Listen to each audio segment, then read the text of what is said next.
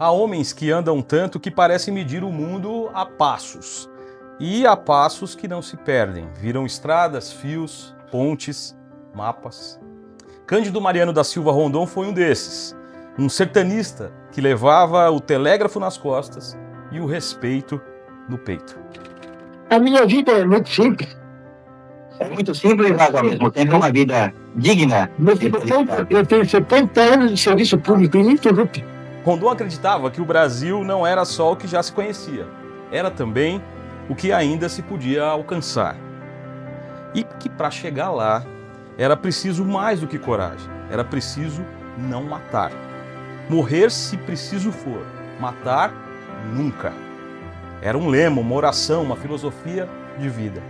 Ele uniu o positivismo ao coração indígena, o ferro do telégrafo à delicadeza da palavra e deixou no chão da Amazônia um rastro de humanidade. Hoje, a gente refaz esses caminhos com outro explorador, um homem que vasculhou os selos, cartas, lembranças para contar a história de um Brasil que ainda pulsa nas margens e nas suas memórias históricas.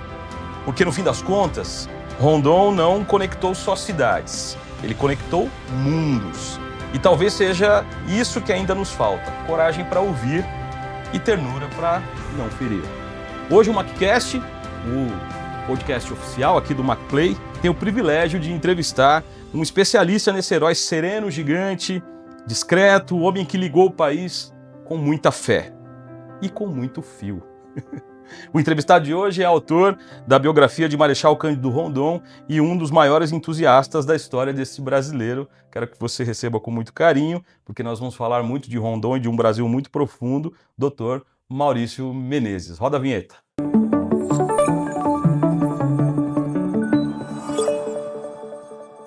Maurício Menezes, muito obrigado pela presença aqui.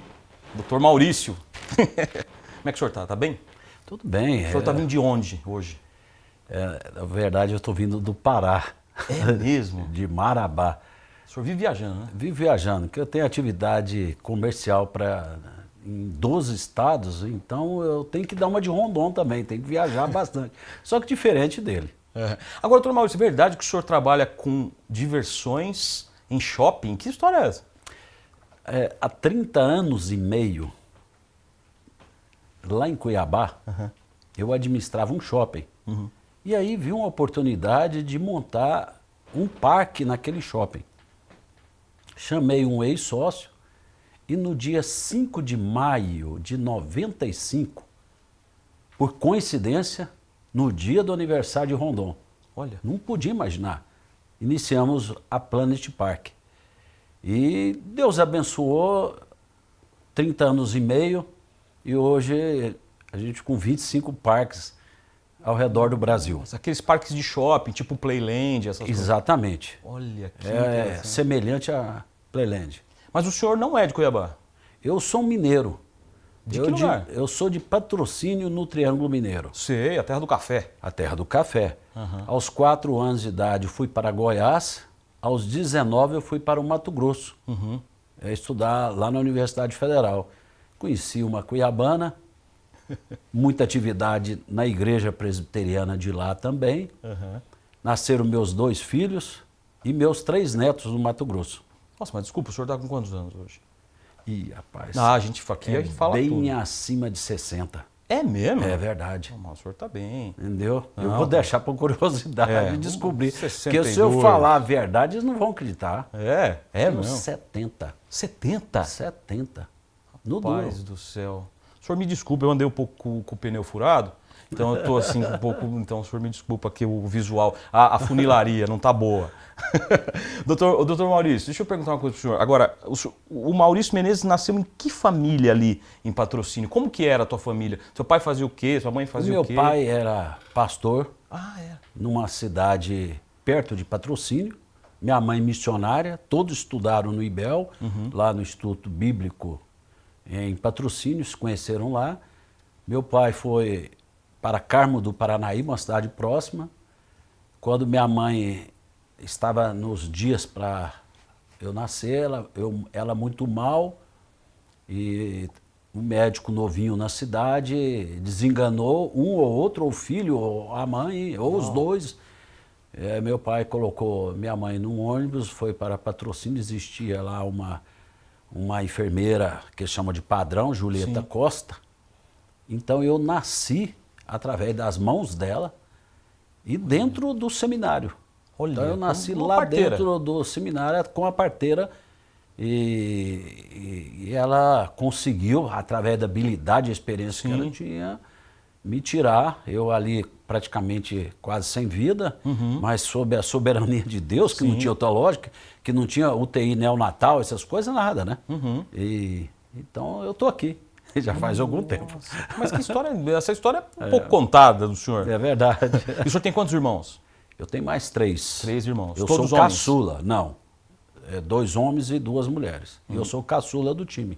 E quando o senhor foi para a universidade, o senhor fez qual curso?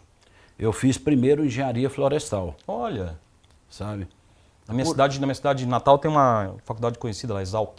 Sou de Piracicaba, a Exalc lá tem engenharia florestal bem conhecida. Muito boa, por sinal. É. Ah, então mas o senhor trabalhou na área ou já foi para administração de empresas? Não, eu trabalhei na área. Eu fiz, quando eu me formei, passei no concurso no mesmo mês, e aí eu fiz uma pós-graduação na Universidade Federal do Pará, e na cultura de seringueira. Olha. Então eu sou um especialista e ali eu trabalhei 4 anos. Até uma pessoa lá da minha igreja falava, você é um comercial. Você, É um vendedor. E ele falava, você é um vendedor. E foi me alugando até eu ter coragem de deixar o serviço público e fui para a área comercial. E aí depois a área de gestão, comercial, gestão, e fui fazendo isso a vida toda. Então, olha que legal. Agora, em que momento dessa timeline do senhor aí que surgiu, o senhor conheceu a história do Rondon a ponto de se apaixonar e dizer, preciso escrever alguma coisa, preciso me aprofundar, como é que foi isso? essa é boa.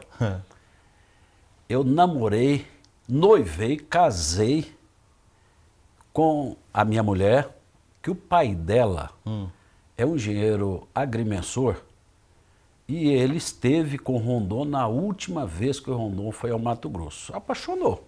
Nossa, então ele conviveu, E trabalhou. ele conviveu. E ali ele usou de muitos materiais que Rondon deixou, os mapas, e ele fez um trabalho semelhante ao do Rondon. Lógico, só no Mato Grosso, em nível diferente, ele não era militar. Sim. E ali ele apaixonou. Então Rondon morreu em 58. Em 59, meu sogro funda a Sociedade dos Amigos de Rondon em Cuiabá. Tinha poetas, escritores, homens públicos, civis, e ele fundou. E ali ele, por 30 anos, ele foi o presidente. Então eu namorei, noivei, casei, escutando histórias espetaculares do Rondon. Até que em 2010, para homenagear meu sogro, ele estava com câncer já numa situação quase terminal, eu montei uma coleção de selos com padrão internacional contando a vida do Rondon. Ela foi exposta na Assembleia Legislativa do Mato Grosso. Meu sogro foi lá, viu aquilo, ficou feliz. No ano seguinte ele faleceu. E aí em 13 eu vim aqui para o Mackenzie. Em 15 o Rondon completou 150 anos. Nós trouxemos uma baita homenagem e fizemos uma exposição fantástica aqui, contando a história dele, e conseguimos que os Correios lançassem o selo do Rondon dos 150 anos aqui, aí no prédio 1. Trouxemos todo mundo para cá. Autoridades, governador, tudo. Área militar, todo mundo veio para cá. E fizemos a exposição. Pegamos o material da família do meu sogro, da minha esposa, também da Secretaria de Cultura lá, trouxe um jornalista que fez 2 documentários do Rondon, quando ele foi adido da Globo em Nova York, então ele montou e ele palestrou aqui durante 10 dias. Então essa coisa com o Rondon nasceu lá atrás de escutar essas histórias fantásticas dele. Eu queria começar do começo, né, assim, em relação ao Rondon, porque eu acho que tem tanto detalhe que quando alguém estuda a biografia de alguém sabe, né? Primeiro de tudo, assim, onde é que nasceu o Rondon? E me parece que ele não era marechal ou foi criado com o tio. Me conta a história do início da infância do Cândido Rondon. Rondon morava numa região muito pobre do Mato Grosso, uma região do Pantanal. Pantanal, naquela época, era a pior terra que tinha, o pior era lugar. o interior do Brasil naquela época, né? Então foi exatamente durante o início da Guerra do Paraguai. O pai do Rondon era um homem iletrado, então ele deve ter escutado falar da guerra, e esse homem pegou uma doença terrível e estava perto da morte. Escreveu uma carta para o seu irmão que morava em Cuiabá, que era da Guarda Nacional, e falou: mano, eu não sei se eu vou viver para ver meu filho nascer ou minha filha. Eu queria que você fizesse um compromisso de vir até a Mimoso quando completar 7 anos e levar meu filho ou minha filha para estudar em Cuiabá, para que não seja um menino ignorante igual os daqui, eu também sou, e para poder ajudar a nossa família ao Brasil. Talvez por causa da Guerra do Paraguai, aquela coisa nacionalista. Sim. Isso aconteceu. O pai morreu em seguida. Olha. 5 meses antes de Rondon nascer. A mãe do Rondon morreu com 2 anos que ele tinha nascido. Nossa, ele ficou órfão Então, de pai e mãe. Pai e mãe. Então era um cara que tinha tudo para dar errado. O tio vem e busca. Mostra a carta que ele tinha para o avô e leva para Cuiabá. E o Rondon chegou em Cuiabá, Rondon começou a estudar demais e ter princípios desde muito novo. E ali ele terminou o ensino médio como melhor aluno do colégio estadual lá de Cuiabá. E os colegas dele falaram: tem um curso de engenharia no Rio. Você é bom de matemática, vamos para o Rio. Ele foi e falou com o tio dele. O tio dele falou: nós não temos condições. Mas aí o tio veio e falou: olha, como eu sou da Guarda Nacional, eu consultei, se eu registrar você como filho, que na época podia fazer isso, você vai ser beneficiado para entrar lá. Ele falou assim: tio, o senhor que cuidou de mim.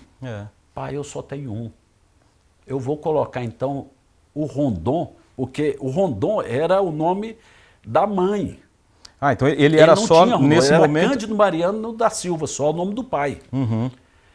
E ali eu falei: eu vou colocar, já que o senhor colocou Rondon por causa daquele homem que tem o mesmo nome do senhor, aquele trapaceiro em Cuiabá, então aí ele homenageou o tio e foi embora para o Rio de Janeiro com seus amigos, via barco.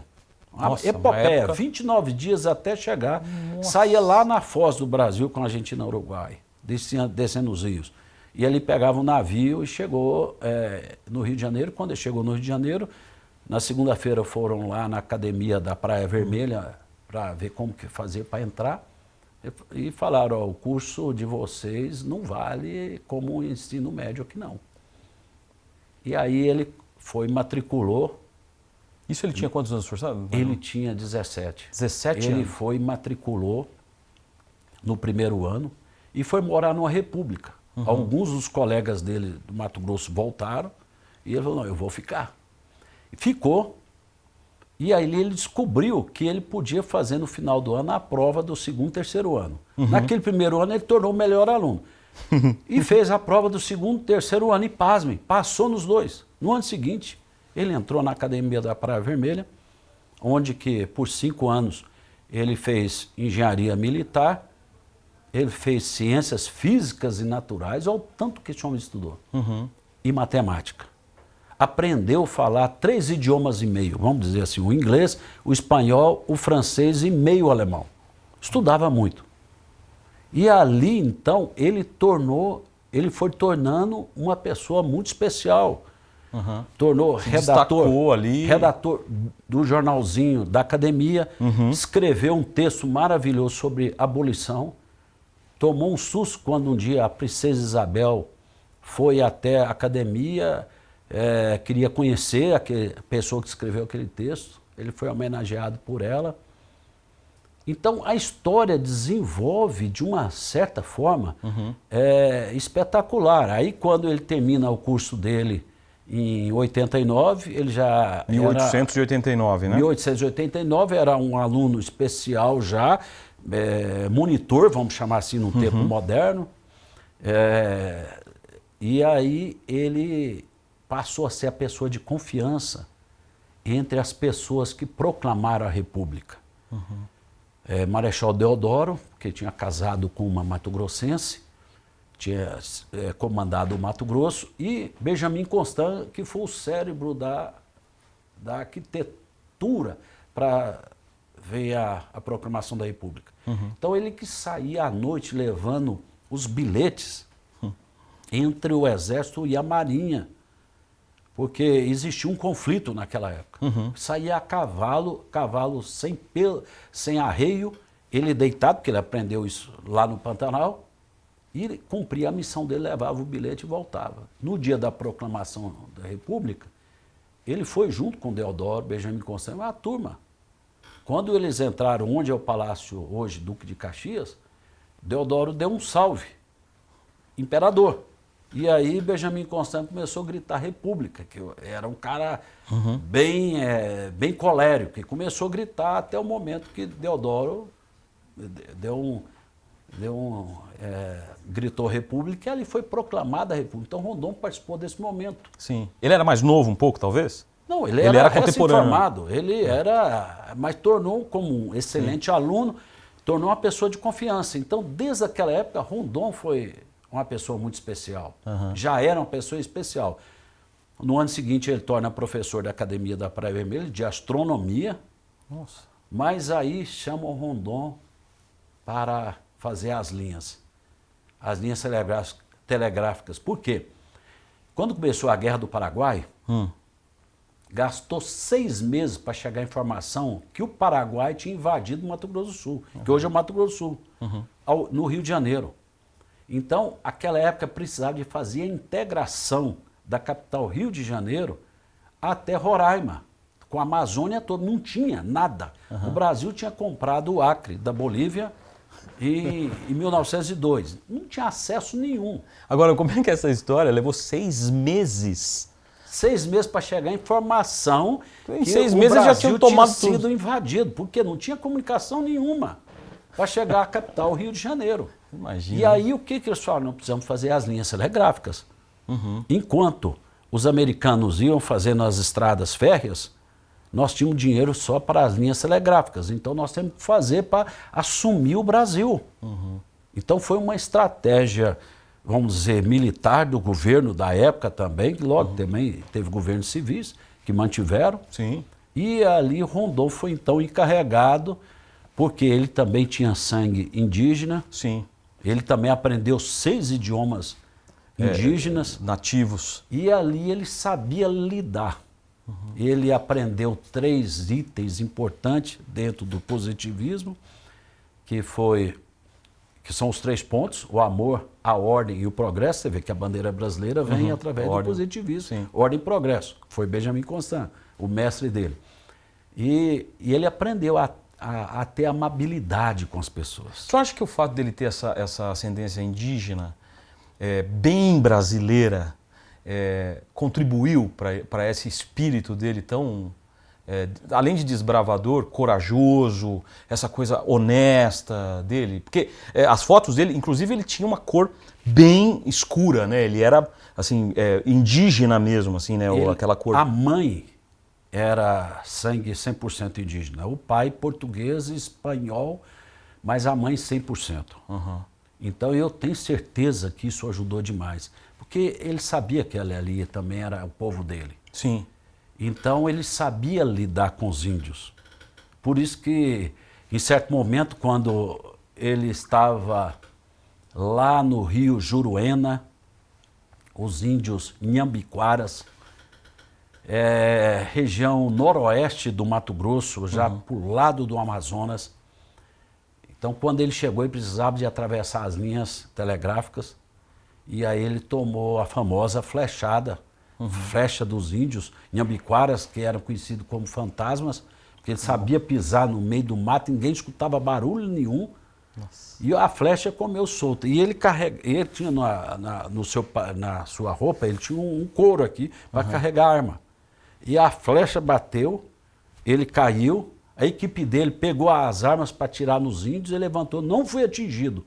Atire só para cima, então atiravam para cima. Enfim, 30 dias depois, ele estava sentado com o cacique e ele não dava pinga para ninguém, ele levava presentes. Muitas vezes tinha que colocar em algum lugar os presentes para ir conquistando os índios. E então ele conseguiu atravessar e seguir com as linhas telegráficas. Né? Então, agora, só para voltar um pouquinho, porque às vezes a nossa audiência tem muita molecada universitária, secundarista e tal. Doutor Maurício, como é que era o telégrafo? Conta pra gente, o que era esse meio de comunicação? Porque hoje, imagina, né, na era do WhatsApp, da inteligência artificial, o que era o telégrafo e por que precisava passar as linhas? Um tal de Samuel Morse, um americano, inventou o telégrafo. E o telégrafo era as linhas fios, tinha os metais e tinha uma cabine.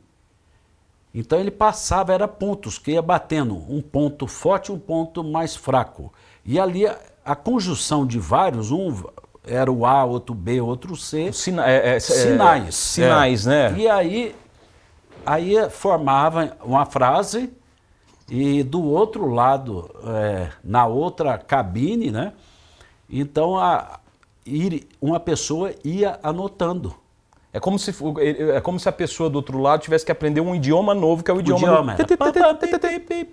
Era assim. Então, eu tive o prazer, quando eu morei em Ceres, no Mato Grosso, de fazer o curso de telégrafo? De telégrafo. Telegrafista. Meu pai fez eu fazer datilografia e o telégrafo.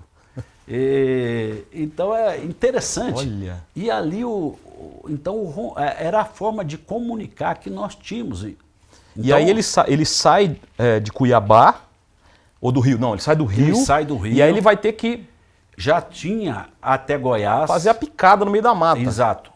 Então já tinha até Goiás, ele corrigiu o estado de Goiás que não estava funcionando na época. Era energia elétrica? Era energia? Os fios era tudo rádio, sei lá. Rádio. Então não tinha. Então então foi colocando. Aí chegou em Cuiabá. Com uma comitiva, certo?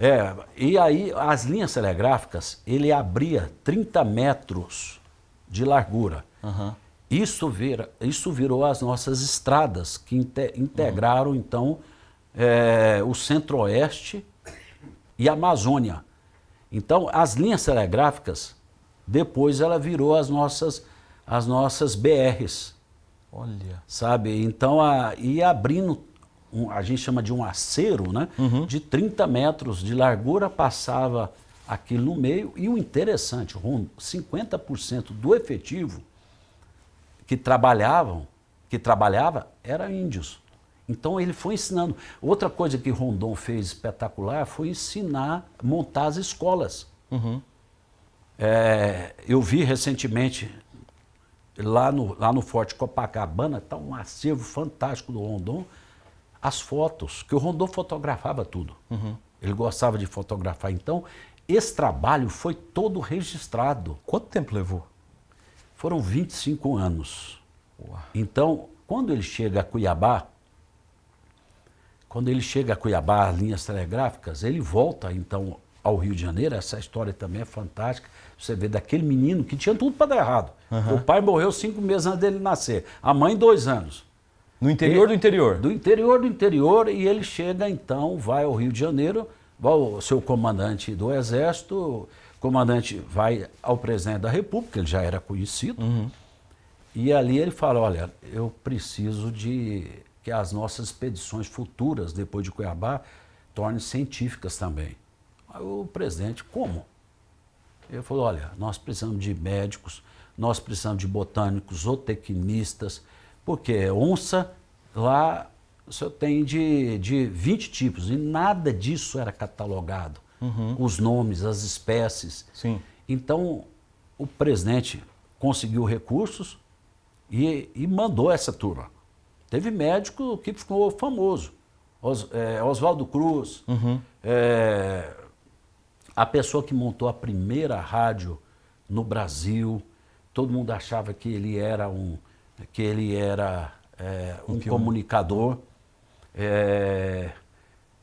Adolfo Lutz, são nomes que tornaram famosos, que fizeram parte, e estou falando da área médica. Então, esse material, mais de 8.000 espécies vegetais, mais de 5.000 espécies animais, foi tudo mandado para o Museu de História Natural, nosso museu do Rio, que foi queimado aí há 5 anos, está para ser reaberto. Então, esse material foi todo para lá. Isso foi tudo catalogado. Por causa disso aí é que teve a famosa expedição Roosevelt-Rondon. Que foi... A hora que você quiser que eu falo Não, dela. já vamos falando. Aí Eu só queria ter uma coisa. Eu vou fazer uma pergunta que pode parecer uma E eu pergunta ainda não cheguei ainda a besta. falar no Marechal e General. O porquê? Mas tem que ser mais para o final. Não, vamos pelo... Mas eu vou fazer uma pergunta. Pode ter certeza, quem está vendo, que ele vai ficar sabendo o porquê. Algo Sim, fantástico. Porque tem uma história. Agora, eu vou fazer uma pergunta que pode parecer besta, tá? Como que ele era fisicamente? Ele era baixinho, alto, fortinho? 1,65 m. Ele era pequenininho. E fortinho, devia ser. Fortinho, porque ele cuidava muito, né? Mesmo ele tendo pego a malária. Porque você imagina 25 anos embrenhado no interior do Brasil, mas não é como hoje, né, doutor Maurício? Não é como hoje. Imagina, ele deve ter fugido de onça, Você imagina, cobra, onça, tudo. Porque o negócio era bruto. Se não fosse uma pessoa que tivesse estudado igual ele estudou... Ele era casado? Casado. Ele teve 7 filhos. E ia com a... Não, ele deixava a esposa no Rio de Janeiro e a cada 2 anos ele voltava. Nossa, sabe? Que situação. Então ele mesmo teve uma filha que morreu quando ele estava no trecho. E não conseguiu... Não conseguiu ver. Então, ele foi uma pessoa muito especial. E essa expedição, conta pra gente. Essa expedição aconteceu algo fantástico. Roosevelt-Rondon. O presidente Roosevelt, que tinha sido presidente dos Estados Unidos de 1901 a 1909, e lá só pode ser 2 mandatos. Roosevelt era um coronel do Exército Reformado, resolveu ir em 1912 à África. Fazer o mesmo percurso que David Livingstone fez. E ele fez. E ficou apaixonado de ter ido à África. E aí um padre amigo dele, ele era um cristão reformado, mas um padre amigo dele pegou e falou, olha, vamos no Brasil. Eu estive lá fazendo um safari, é legal pra caramba. Nossa. O presidente tinha deixado a presença de um país igual os Estados Unidos, e ali o governo manteve contato com o governo brasileiro. E quem que eles chamam para coordenar a expedição? Rondon. Aquele que tinha tudo para dar errado. E aí Rondon fala, olha, o negócio não é só um safari, eu queria fazer a expedição científica. Traz a equipe de vocês, propôs o Rondon. E ele trouxe a equipe deles. Vieram botânicos, vieram cientistas de várias áreas também. E o Rondon falou, olha, depois do Mato Grosso, tem um rio que a gente chama Rio da Dúvida. É um rio que nós não descobrimos se a nascente dele, a água corre para a bacia amazônica ou para a bacia do Prata. Rio da Dúvida. Rio da Dúvida.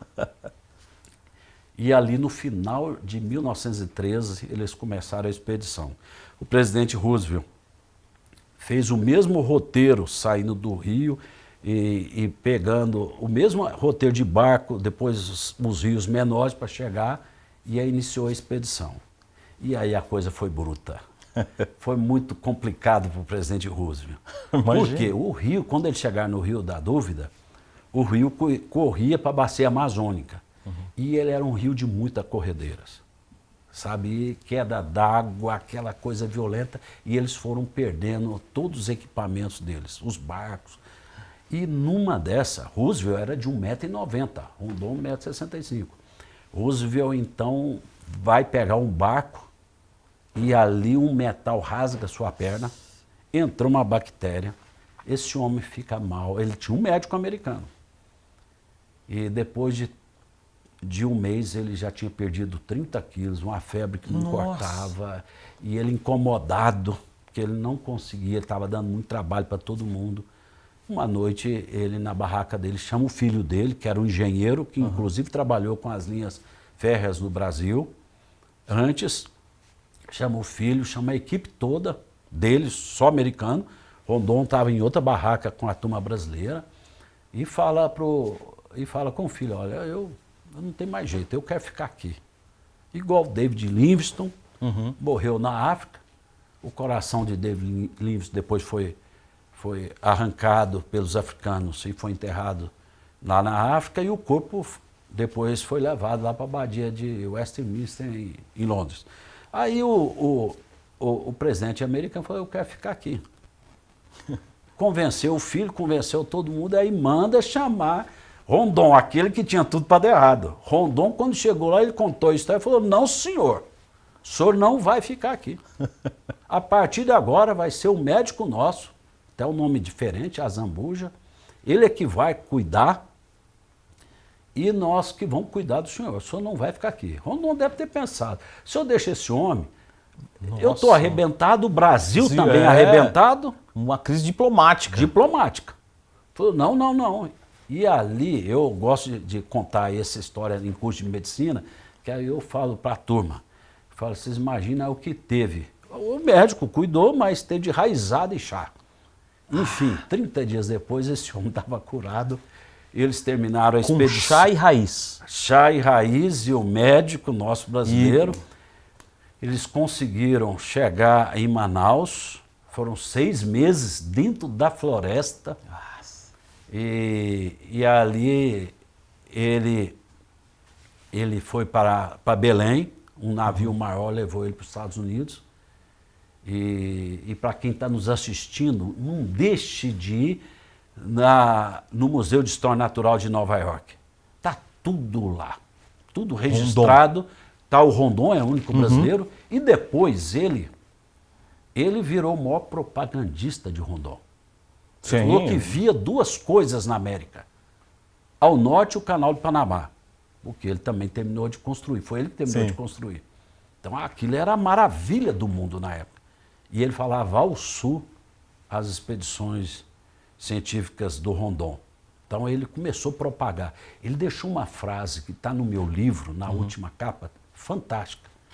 Que ele falou assim que Rondon era uma figura do evangelho, um cientista de tamanha capacidade. Então ele elogiou e começou a elogiar Rondon para o mundo.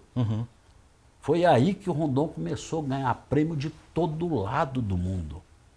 Você imagina, aquele que tinha tudo para dar errado, de prêmios internacionais, na França, na Bélgica, na Inglaterra, foram os maiores prêmios, nos Estados Unidos. Ele tornou o homem do ano de 1919. Era a Sociedade Geográfica Americana, ela dava o prêmio para o explorador do ano. Só 32 pessoas que ganharam. E ele ganhou. Rondon é o único brasileiro, ele ganhou.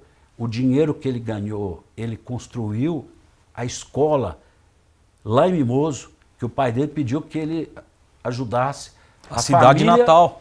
E também o Brasil. Sim. E ele pegou aquele dinheiro e fez a escola, botou o nome da avó dele. Né? Tem a escola lá até hoje, ela é mantida pelo governo estadual hoje. E ele ganhou prêmios para todo lado, o mundo ficou encantado com ele, pela quantidade de produção que ele fez, que não foi só linhas telegráficas, foi integrar o Brasil. Sim. Tanto é que eu acho que isso é muito interessante, porque a gente não sabe como é que surgiram as BRs. Mas como que as BRs, como é que isso foi? Então, não foi a BR que foi pensada, né? Não foi um caminho possível, e depois mostrou-se o melhor caminho para se fazer as estradas, né? Depois e o interessante é que ele não gostava de ganhar prêmio. todas as vezes que ia dar prêmio, ele falava assim, o que eu fiz, qualquer um podia fazer, basta querer. Ele tinha essa coisa. Essa frase que eu falei no começo, morrer se preciso for, matar nunca, qual que era o contexto? Onde é que ele falou isso? O que foi o contexto? Porque ficou famoso às vezes que ele foi atacado pelos índios, teve essa vez especial da flecha. Essa flecha está lá no Museu Rondon, em Brasília, que é comandado pelo Exército, que é mantido pelo Exército Brasileiro. E também ele depois fundou o que hoje chama FUNAI, ele é o fundador. Chamava Serviço de Proteção ao Índio. Sim. Então ele fundou, depois ele passou para Darcy Ribeiro, Irmãos Vilas Boas. Então ele foi a pessoa que criou no Brasil o Estatuto Indígena. Esse estatuto, em 1911, ele foi para a Inglaterra, Rondon não foi. E os povos indígenas tiveram esse grande encontro lá e passaram a usar, lógico, adaptaram cada um no seu país, mas passaram a usar. E por todo mundo saber que Rondon não deixou matar ninguém, ele então foi cunhado essa frase. Sim. Que ele cunhou, morrer se preciso for, mas matar nunca. Então ele mostrava que o semelhante, dava para tratar o semelhante. Não, o senhor imagina, se hoje os povos originários, a gente tem discussões enormes sobre como a gente trata como sociedade os povos originários, imagina naquela época, era tido como animal, alguma coisa do tipo, e ele foi lá, imagina o que era ser alguém que vai defender o indígena, deve ter sido uma luta política também uma muito... luta muito forte, inclusive contra os seringueiros. Que exploração e os seringueiros, a maioria da história brasileira diz isso, que davam para os índios muita cachaça. E Rondon mostrando uma outra linha de criar escolas. Tanto isso que tem um professor que começou um doutorado aqui no Mackenzie, que vai mostrar Rondon e as escolas, vai ser a tese dele do doutorado. Sim. Então Rondon foi essa pessoa que aprendeu, através do positivismo, o amor, a ordem e o progresso, mas aprendeu essa habilidade de tratar o semelhante. Sim. E não para arrebentar. Então, ele foi uma pessoa que, ao mesmo tempo que ele abriu o Brasil, as estradas foram sendo abertas para integrar. Então vieram as colonizadoras depois para a Amazônia, para ocupar. Todos passavam pela linha telegráfica e viraram estradas, porque nós não tínhamos nada. Tanto isso que no século XVII foi construído um monumento para guardar a Amazônia, que isso está lá no Rio Guaporé. Chama Forte Príncipe da Beira. Então, os portugueses construíram para não deixar os espanhóis invadir o Brasil naquela parte. Porque ali era tudo dos espanhóis. Sim. Então, Rondon foi atrás e redescobriu e abriu ele novamente para proteger o Brasil. Então, essa integração nacional, ela foi importante demais. Ela chegou a Roraima. Hoje, né? E tanto isso que você vê, num tempo depois um pouco mais moderno, o nosso grande presidente brasileiro, JK, que construiu Brasília, que construiu Belém-Brasília, ele foi consultar com Rondon. Rondon estava com seus quase 90 anos, mas muito lúcido. Então, tanto isso que quando Rondon morre, JK estava voando para o Nordeste. Ele é avisado no avião, ele manda voltar para o Rio e vai lá. Eu tenho essas fotos comigo, guardadas, da revista Manchete daquele ano, e manda dar como chefe de Estado. E Rondon, como eu falei, ele não gostava de receber essas condecorações de jeito nenhum, porque ele entendia que aquilo era uma missão que ele tinha e qualquer um podia fazer. E como que é a história do... Por que Marechal? Marechal, né? O que acontece? Ele tornou uma pessoa pública no Brasil, era o grande conselheiro de todo mundo, Quando ele veio no Instituto Histórico e Geográfico aqui de São Paulo, que eu sou membro, eu li a ata, o pronunciamento, a coisa fantástica, a homenagem que faziam a ele. Isso era o Brasil todo, foi fazendo. E tive um homem que fez as linhas telegráficas, depois demarcou o Brasil. Pouca gente sabe. O Brasil foi demarcado do Oiapoque ao Chuí, que é uma frase dele. Após ele fazer as linhas telegráficas, ele então foi incumbido de demarcar. Dizem que 500 mil quilômetros quadrados foi anexados na região amazônica, sem derramar um sangue também. Então ele foi ajuntando tudo isso. O presidente Getúlio Vargas chama Rondon para pacificar uma treta feia que existia entre o Peru e a Colômbia, que eles vinham brigando, região de Letícia. Rondon, já aos seus 67 anos, aí vai lá, passa 4 anos, pacificou, sem derramar sangue, demarcou. Então ele foi acumulando tudo isto. Ele foi chefe depois de engenharia, fundou a FUNAI. Então ele tem um somatório de atividades. E aí em 1955, ele já com 90 anos, no dia do aniversário dele, o Congresso Brasileiro, por 100% dos votos. Porque via nele um homem que mexeu com tanto dinheiro e nunca foi acusado de desviar um centavo. Então ele era aquela pessoa, nacionalista, o exemplar do Brasil, aquele orgulho, era um orgulho de todo mundo. Aí o Congresso, que ele chegou a general. Marechal, agora eu vou explicar, Marechal é o general que vai à guerra.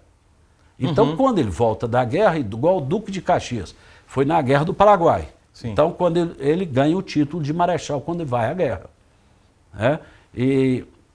Então, quando ele termina a sua carreira como general, ele foi a última patente na época, que era 3 estrelas, não tinha a quarta ainda. E aí o Congresso dá o título para ele de Marechal.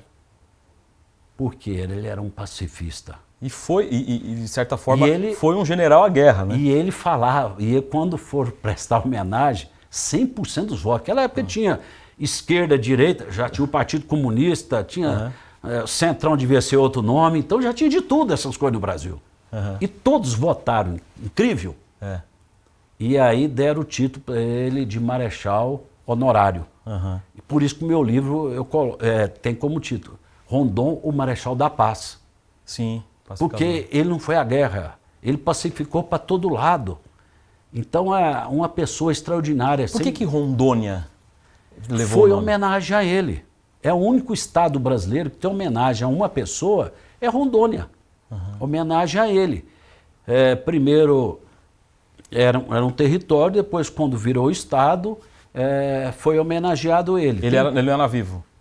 Não era vivo mais. Não era mais. 5 estados, 5 cidades homenagearam o Rondon. 2 no Paraná, 2 no Mato Grosso e 1 no Pará. E tem a rodovia também. Rodovia, aeroportos. Ele é a única pessoa no mundo, agora essa pouca gente sabe, ele é a única pessoa no mundo que tem o nome de um meridiano. Isso pode ser questão de vestibular. Olha. É o meridiano 52W, que passa no Brasil. A parte estava reunido os cientistas na Europa, ele não estava lá. Resolveram homenagear Rondon. E a história de Einstein? As 3 vezes que ele foi indicado para Prêmio Nobel da Paz. Ainda dá tempo da gente falar? Claro que dá. Eu ia entrar nisso, porque é o seguinte, então tá teve bom. algum tempo atrás, aí até uma discussão de que ele teria sido, que ele foi indicado 3 vezes ao Prêmio Nobel, né? E não ganhou nenhuma. Mas até foi levantada uma ideia de que talvez tenha tido até um tipo de preconceito com ele, um racismo e tal. Mas foi então indicado. Me conta essa história. Ele teve isto. O Brasil tinha muita dificuldade com o mundo. Mesmo o presidente americano falando do Rondon, então havia um racismo contra ele, por ser de origem indígena, mas na verdade era uma ciumeira entre cientistas, muitos lugares homenagearam, mas aí veio a questão de prêmio Nobel. A primeira vez que ele foi indicado foi por Einstein. Olha só quem que indicou, Albert Einstein. Albert Einstein vem ao Brasil, a capital, Rio de Janeiro, em 1925. E assiste um documentário de Rondon. Ele não conheceu o Rondon. E ele era professor em Princeton, Einstein, e ele tinha uma raiva que os americanos mataram 70% a 80% dos índios lá. Lá a fama era índio bom, era índio morto. E ele viu aquele documentário. E ele escreve uma carta a próprio punho. Ele gostava de indicar pessoas para prêmio Nobel, tanto isso que 9 ganharam. E ele falou, olha, eu conheci um general pacifista no Brasil e contou todas as questões. Colocou a frase, matar se preciso for, morrer se preciso for, matar nunca. E foi falando e encheu a bola de Rondon e escreveu aquela carta em 25. Não contou para ninguém do Brasil. Essa carta foi descoberta em 1994, no Museu de Tel Aviv, quando deram todo o acervo de Rondon de Einstein para o museu. E aí foi descoberto a carta de Einstein indicando. Não ganhou.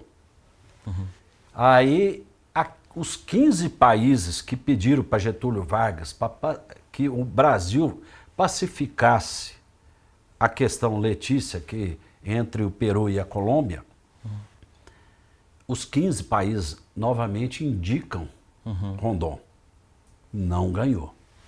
1957, a associação que tinha dado o prêmio para o Rondon como uma pessoa do mundo em 19, ela encabeça.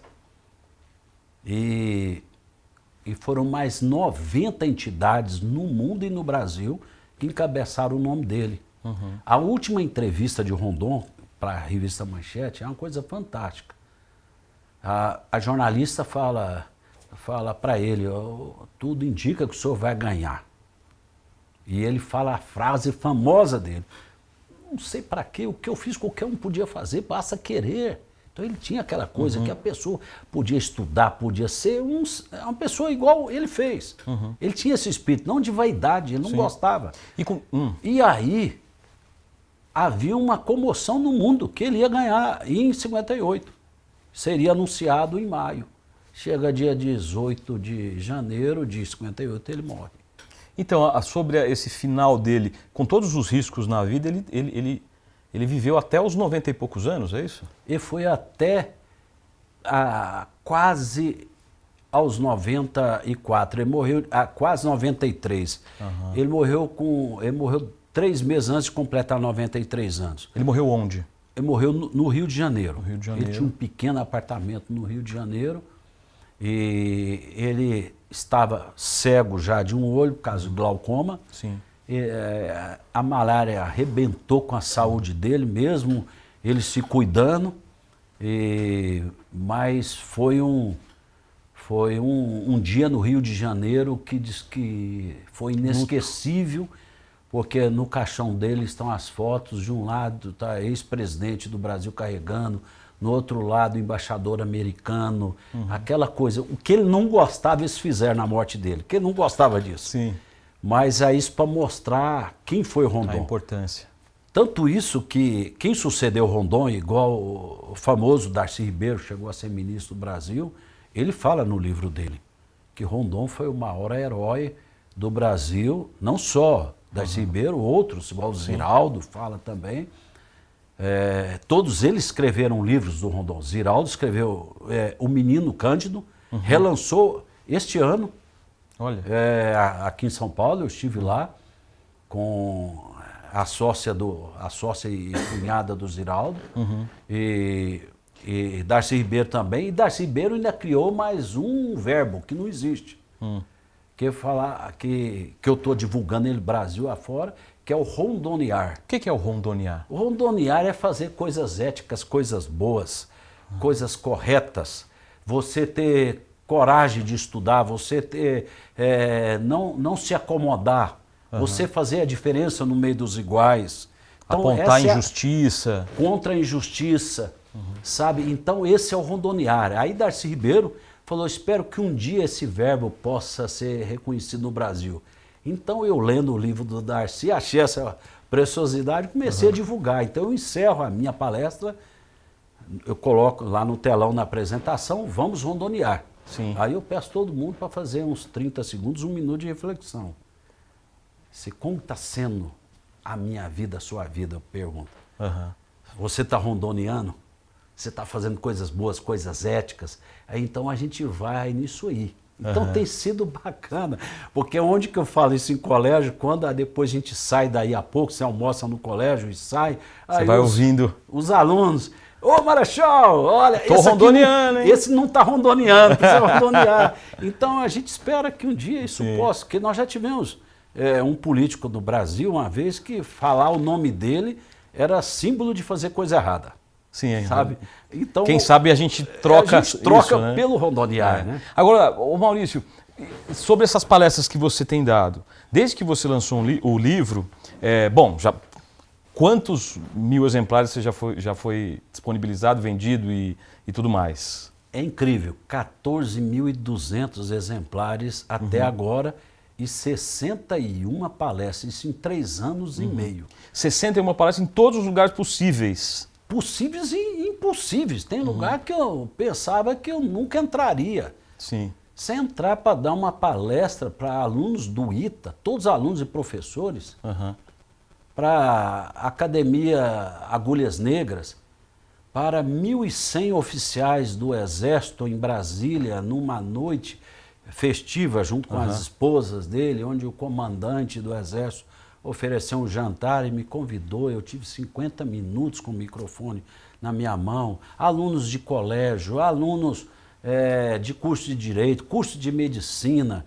Então, em cada lugar dá para encaixar a palestra do Rondon, que eu falo sobre vida, obra e valores do Rondon. Então, não fico só mostrando os feitos dele. Lógico, tem que mostrar. Sim. Mas eu falo também desses valores que ele tinha. E agora o senhor vai dar uma palestra num lugar muito especial, eu queria que o senhor contasse para a gente.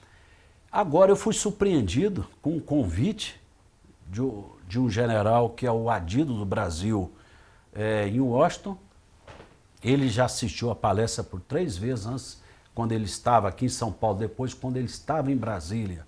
E aí ele me convocou. Entendeu? Então nós estamos indo lá no mês que vem, vai ser na OEA, vai ter transmissão, vai ter tradução para o inglês e para o espanhol também. E eu vou ter essa oportunidade de lançar meu livro em Washington, lançar meu livro na versão em inglês. Olha que legal. E a gente poder falar desse menino que tinha tudo para dar errado, e tornou para muitos o maior herói brasileiro. Sim. Sabe, pelo somatório de coisas que ele fez pela pátria nossa. Sim. Então eles querem que a gente fale sobre esse brasileiro. Que legal. Sabe, eu fico feliz porque é a editora Mackenzie que está indo comigo. Ela vai também, o nosso Mackenzie... Nosso nome aqui. Que tem a história americana, ele vai estar lá nos Estados Unidos também apoiando essa palestra. Rondoneando mais uma vez. Rondoneando, sem dúvida. Agora, no processo de criação do livro, o senhor deve ter, tido contato com muitos documentos e escritos e tal. O que o senhor achou mais interessante, assim, que o senhor achou? Olha, achei a agenda, achei o diário, conversei com o bisneto. Como é que foi esse processo de criação aí? Na época eu não tive muito contato com a família. Eu fui ter contato com os herdeiros de Rondon, bisnetos. Tem bisnetos que é professor do ITA, tem neto que é coronel do Exército já aposentado. Eu fui ter com eles depois. Meu sogro teve contato com eles pessoalmente. Então eu peguei acervos lá do meu sogro tem um acervo fantástico do Rondon, e fui para os livros e fui para os órgãos do governo que tem as histórias do Rondon. Mas o que mais eu achei fantástico? Foi o Rondon, a carta do Einstein. Ah, deve ser A carta linda. do Einstein. Isso é tem algo, publicamente? Tem em algum lugar? Tem ela no meu livro, uma réplica dela, né? E, então, a carta do Einstein, a gente fala, poxa, Einstein de Rondon, numa época, quem era o Brasil? Os nossos vegetais, nada era catalogado, então foi ele que, com a ideia de fazer os trabalhos científicos, você vê, tem mais de 100 trabalhos científicos, todos eles, vamos dizer, de estrito senso, com a equipe dele. Então, tem trabalhos fantásticos. Rondon e a equipe ia fazendo. Não só na área médica, na área... Então, muitos remédios que nós tomamos aqui nos Estados Unidos. Porque os botânicos americanos levaram também o nosso material. Em comum acordo com os botânicos nossos brasileiros dentro da expedição científica, que a exposição, ela chamou expedição científica Roosevelt Rondon. Não é só a expedição, vamos passear, né? Vamos passear, fazer um safari, não. É a expedição científica. Então foi algo que marcou a história brasileira, sabe? Então, eu fui descobrindo isto e o senhor fala com uma paixão, com um brilho nos olhos, isso é muito legal, porque biografar alguém é muito difícil. Depois que você entra em contato com as histórias da pessoa, muitas vezes você se decepciona, né? É verdade. E o senhor não, né? O senhor conseguiu encontrar aquilo que a gente achava que realmente Rondon era, né? E dá para ver no brilho nos olhos o quanto o senhor admira aí essa história. É porque você para contar uma história e falar de valores num cara desse, que fez tudo isso, você tem que acreditar. Sim. Naquilo que você está falando, passando para... Não, e a pesquisa deve ter sido muito aprofundada por isso. Então, eu já rodei o Brasil, eu tenho relacionamento hoje com todo mundo que fui nos museus, todos que tem sobre o Rondon, e com generais que participaram daquela, de partes mais para trás, não da época do Rondon, porque que não tem mais, vivo, claro. mas generais que comandaram o Rio de Janeiro, onde foi proclamado a República, o general comandante me mostrou aonde que foi dado o grito, né, para a proclamação da República. Sim. Lá dentro desse, onde que é o comando. Então você vai aliando isso aí você vai no Museu de História Natural de Nova York, você dá uma olhada, só tem um brasileiro lá que é o Rondon, aquele que tinha tudo para dar errado. Então a gente fica apaixonado pela história dele, de honestidade, de um homem que sonhou pelo Brasil, né? Um homem que premiado igual ele, a premiação dele é uma coisa fantástica que ele recebeu. Você imagina? Sim. Coisas demais, ele foi recebendo do mundo inteiro. Sensacional. E um brasileiro. É uma pena que minha geração ainda estudava sobre Rondon. Hoje não tem mais. Perdido um pouco, né? Eu perguntei para essas os grandes meus biografias. netos, não tem mais. Então a gente está num trabalho, num esforço, até meio insano, vamos dizer, hercúleo, para a gente poder resgatar a história. Sim. Porque você imagina se Rondon fosse um americano. Não. Lá eles põem estátua, faz coisa filme. com qualquer um. Filme. Já tinha saído um filme de Rondon. Muitos, filme forte. Tem vários documentários. Documentário, mas Mas seria um cara para ser visitado. Igual eles fazem. Martin Luther King, igual Martin Luther King, igual. Porque você imagina uma pessoa que tudo que ele fez pelo Brasil Sim. e ter suas mãos, nenhum sangue corre nas suas mãos. Denúncia de corrupção, de politicagem. De questão de ter deixado o filho na Vai Amazônia. por aí, Não tem. Sim. Tem algumas pessoas que não falam alguma coisa dele, mas é revoltado porque ele era um militar. Só que ele era um militar diferenciado. Sem sangue nas mãos, como o senhor disse. Sabe, ele não tem Agora, sangue nas mãos dele. Quem quiser ter o teu livro, tem um site, né? Tem um site. O site é muito fácil. Rondon Marechal da Paz.com.br. Rondon, vai estar na descrição aqui. rondommarechaldapaz.com.br. E o Instagram do Maurício Menezes? É Maurício M. de Melo, né? E Menezes, só que o meu Menezes é com S. Dois então, Maurício Menezes... M. Menezes, Menezes com S e não com Z. Vamos seguir o Maurício? Vamos seguir para a gente poder mostrar um pouco para os nossos filhos, por exemplo, eu tenho filhos pequenos, vamos contar essa história. Pega o livro lá do Maurício, segue ele no Instagram, que ele põe um monte de coisa do Rondon. Agora tem uma coisa que eu queria, chegou um momento especial aqui no nosso podcast. Olha só, eu fui numa palestra do Maurício e o Maurício, conforme onde ele está, e na maioria das vezes eu imagino, ele se veste de Rondon. Então ele começa a palestra em primeira pessoa. Eu sou o Rondon e começa a contar essa história, o que fica muito mais interessante, né? E aí a gente viu que ele estava com uma capa muito bonita do Rondon e tal, mas faltava algumas coisas para que ficasse completo. Então a gente, como MacPlay aqui... Bom, primeiro deixa eu mostrar a capa. Esse aqui é uma capa que o senhor usa... É verdade. Que é uma réplica do que ele usava, né? Essa é uma réplica do que ele usava. Então aqui na época ele era um general de 3 estrelas, não tinha a quarta ainda, hoje tem até 4 estrelas. Então eu fiz uma réplica de uma capa desta que tem lá no Forte Copacabana, que o Rondon usava ainda quando era coronel. Certo. Então no dia que eu lancei o livro, lá no Rio, lá no Palácio Duque de Caxias, eles fizeram a surpresa, eles foram lá e buscaram, e eu acho que é raro na medida, a que está lá, eu acho que não é verdadeira, porque ela coube em mim certinho. Olha aí! E aí eu consegui o Linda. material e fiz, né, Sim. como era que ele usava, essa capa. Sim. Ô Maurício, Zé, então Um agora você vai me fazer um presente. favor aqui, ó. esse aqui eu espero que o senhor goste, seria o complemento. Nossa, que Então temos uma presente. calça, para o senhor poder... Olha só. A gente olhou Nossa. a foto do Rondon e ele usa ou calças pretas ou calças beges. Então nós trouxemos uma bege que Nossa, combina bem. Muito obrigado. Temos aqui também Olha um só, cap tem o cap. para o senhor Eu poder já usar. usei um cap igual a esse, emprestado lá no lançamento do livro em Porto Velho. Aham. A gente não colocou as Não, mas depois insígnias a e tal gente para coloca. o senhor poder... E aí depois fizeram até uma figurinha minha, eu vestido com ele WhatsApp. completo, emprestado de uma outra pessoa. Também sentimos falta então de uma bota. Olha só, e tinha que usar bota. Você Imagina. imagina o que tinha de cobra?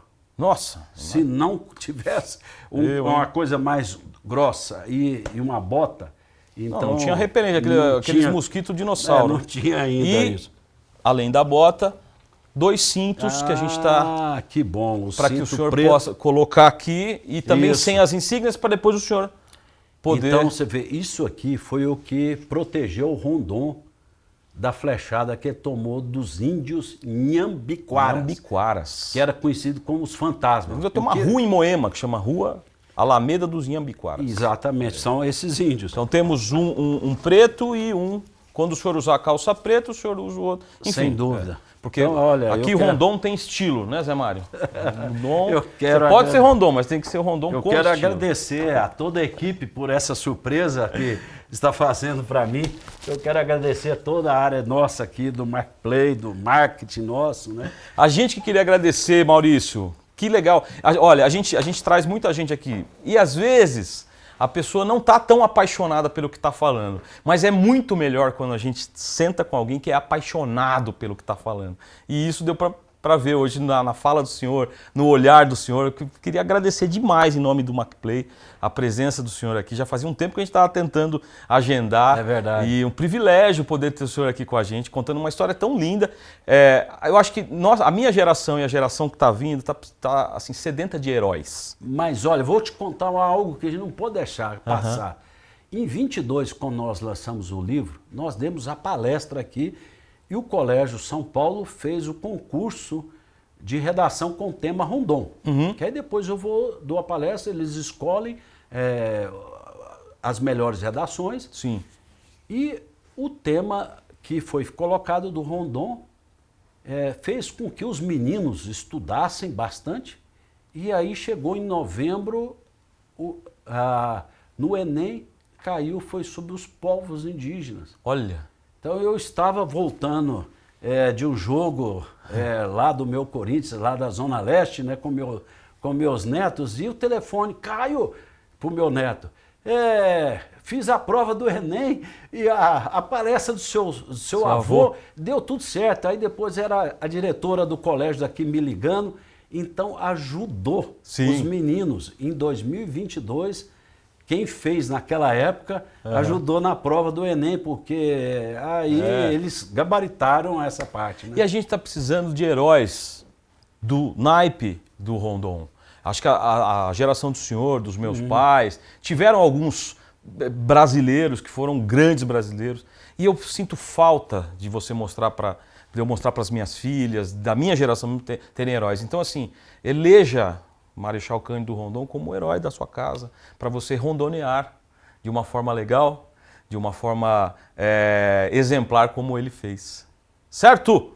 Maurício, muito obrigado pela presença, muito obrigado pela sua presença. Ó, não esquece, gente, o MacPlay é o único streaming de uma instituição educacional no Brasil. Então você precisa baixar o aplicativo em qualquer loja de aplicativos, seguir a gente nas redes sociais, MacPlay Oficial em todas as redes sociais, ou seguir-nos também no YouTube, porque lá você tem o que você tem no aplicativo, você tem no YouTube. Então, curta, compartilhe, fale para os amigos. MacPlay é o streaming do Mackenzie. Até a próxima! Tchau!